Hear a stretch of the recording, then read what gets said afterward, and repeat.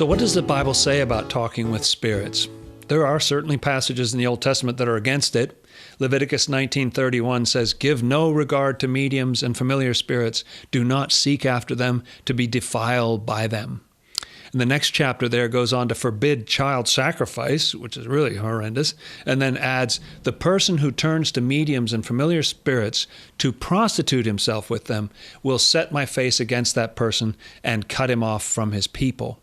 Consecrate yourselves, therefore, and be holy."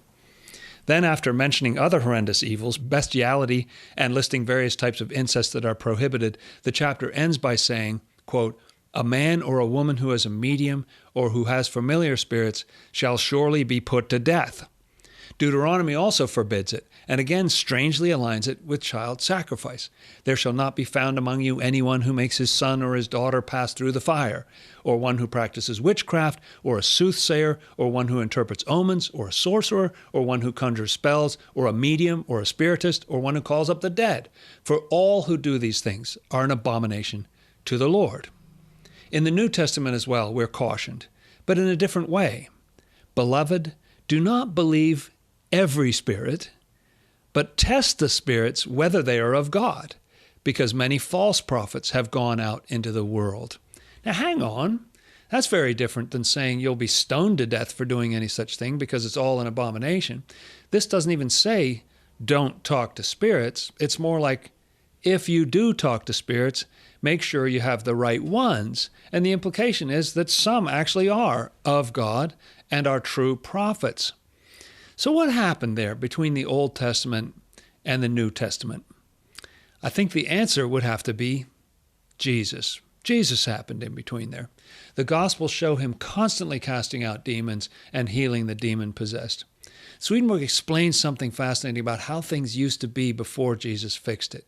Quote, "There are spirits called earthly and physical spirits who do not unite with our thoughts when they come to us the way other spirits do, but rather enter our bodies and take over all its senses, talking through our mouths and acting through our limbs.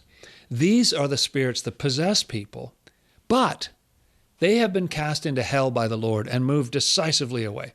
So possession like this no longer occurs nowadays."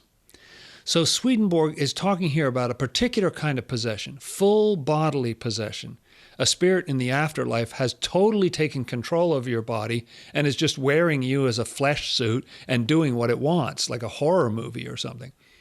And there are loads of spirits up there who loved physical addictions or being violent or sexually out of control, who would relish the chance to take us over like this.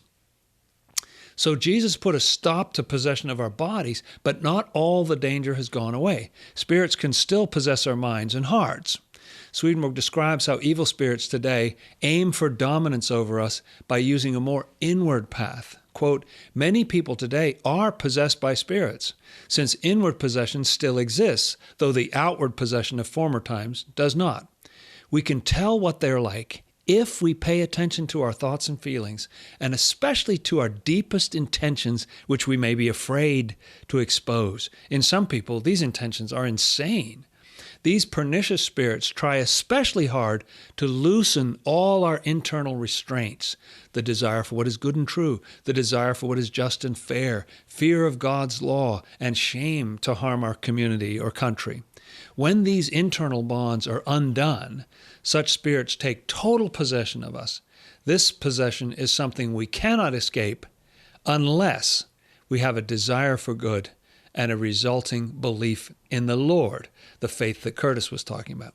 Swedenborg would never tell you there's no danger in spirit contact, but with the other hand, he offers the remedy, being a good person and believing in the Lord. And all this is only one side of the biblical coin. Doesn't Jesus say in the Bible, God is spirit, and those who worship him must worship in spirit and truth? So wait a minute.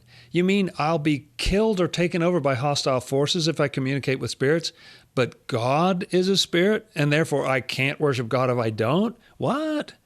So let's think about this some more. Scripture talks about angels. Where do they fit in? Psalm 104 says God makes his angels spirits. So if it's bad to talk to spirits, is it bad to talk to Angels? Even in the Old Testament, it seems not.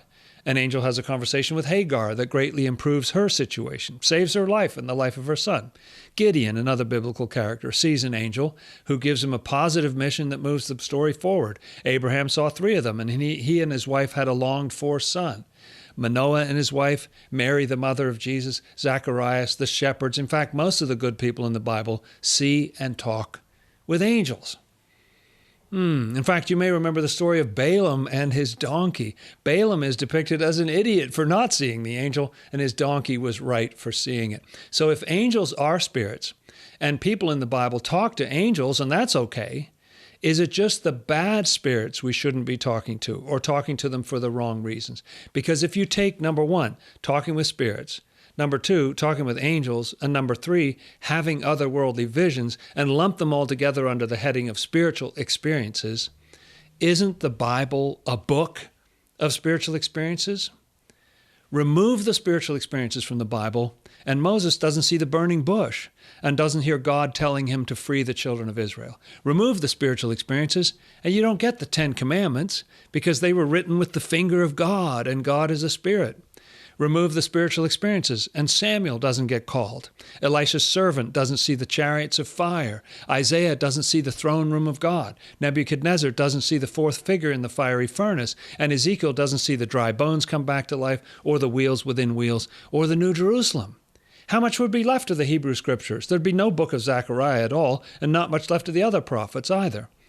Remove the spiritual experiences from the New Testament, and Zacharias sees no angel and doesn't name his child John. Mary either doesn't get pregnant at all, or if she does, Joseph abandons her because no angel tells him not to. And Mary doesn't know what to call the child.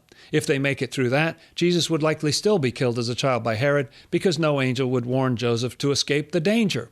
And of course, Mary Magdalene doesn't see the resurrected Jesus and just stays sad.